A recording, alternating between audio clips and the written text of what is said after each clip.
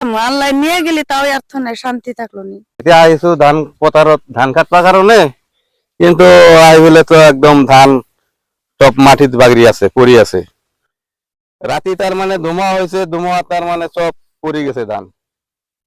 ধান নাই, ধানৰ সিজৰ লগত ধান নাই, একদম নাই, এটাও নাই।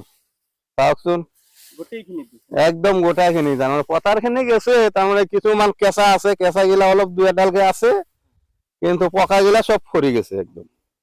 এতিয়া এইগুলা আর গোটাই দিব পারিম না, এটা নেওয়া সম্ভব হবো না। পোলাখানে খিলাম তার একটা দানও নাই, কি খিলাম? আল্লাহ নিয়ে গেলি তাও অর্থ নাই, শান্তি থাকলো নি।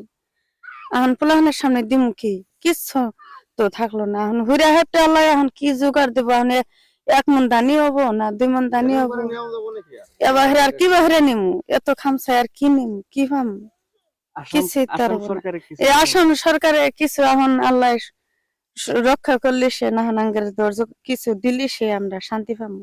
পোলাহানে খিলা হামু হেমন্ত আনসারে জুলাঙ্গের অহমত করে কিছু আল্লাহ পোলাহানের সামনে দিবার দেয়, তাহলে সে আমরা দেহাম।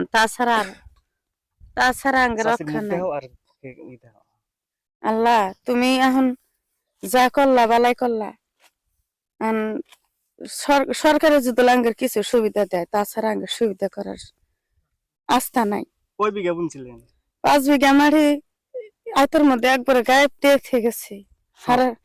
5 বিঘা একবারে এই হানি তো আল্লাহ হাতে একটা নিয়ে হামু, আর যে নিয়ে আছে ওর মধ্যে একার উপরে পানি বিয়ে দর, তার মতো হাঁটু এর ভাম না।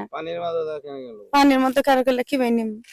হয়, আপোনালোকে শুনিলে, খুৰীয়ে ক'লে, মানে এইবিলাক মই জনামতে আমাৰ গাঁৱৰ খুবেই দুখীয়া শ্ৰেণীৰ মানুহবিলাক, তেওঁলোকে মানে মাটিবিলাক মানে কিছুমান মাটি হয়তো কৰালি লয় বা কেনেকৈ লয়, তেওঁলোকৰ ব্যক্তিগত মাটি নহয়, আৰু তেওঁলোকে সেই মাটিৰ খেতি কৰাৰ কাৰণে টকা দি ল'ব লাগে মাটিখিনি।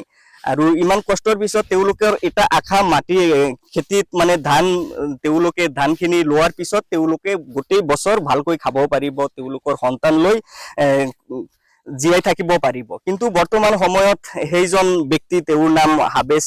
আমি জনামতে সেইজন ব্যক্তিয়ে আমাৰ কৰি খায়, কৃষি কৰ্ম কৰি খায়, লগতে মানুহৰ ঘৰত মানে হাজিৰা কৰে, পথাৰত কাম কৰে।